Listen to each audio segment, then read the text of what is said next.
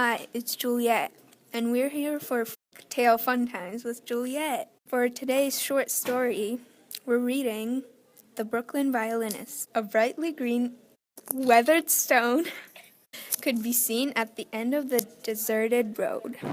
At the strike of midnight outside the Greenpoint bar, starry night sky illuminated the bright blue eyes of a tall, drunk young man leaving the bar after a night full of performing.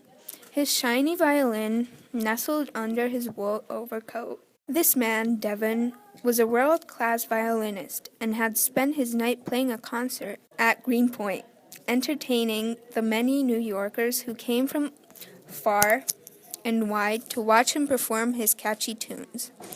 Devon now walked along the sidewalk with his tired hands in his pocket. With the wind whistling against his shivering body, he found a place to sit and planted himself on the stone and stared at the frozen sidewalk below him.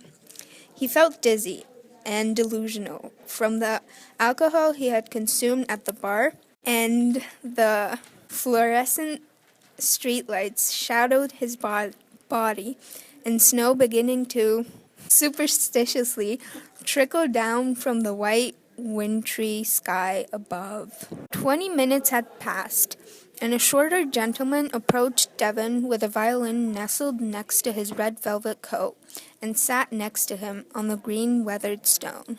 You are a talented performer, The short man said, with a scratchy yet kind voice. That was a spectacular performance.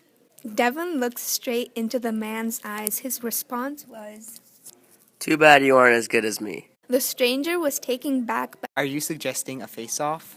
the stranger said. Devon slurred a slow Yes.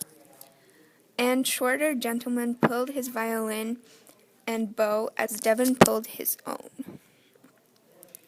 Devon and the stranger began simultaneously play their violin of the night. Scales, sonatas, Vivaldi's Four Seasons, Mozart, Beethoven, symphonies, and solos, until the sun creeped up behind the frosted buildings and the sun's rays began to illuminate the city streets. Suddenly the gentleman in the velvet coat put down his violin and said, with a snark, You're quite the talented violinist. and before Devon could reply, he kicked the green weathered rock and disappeared with trace. The force knocked Devon back 20 feet, and he landed against the ground with a heavy thud. Shocked in his disbelief, Devon went to his friends, and he explained what happened to his friends.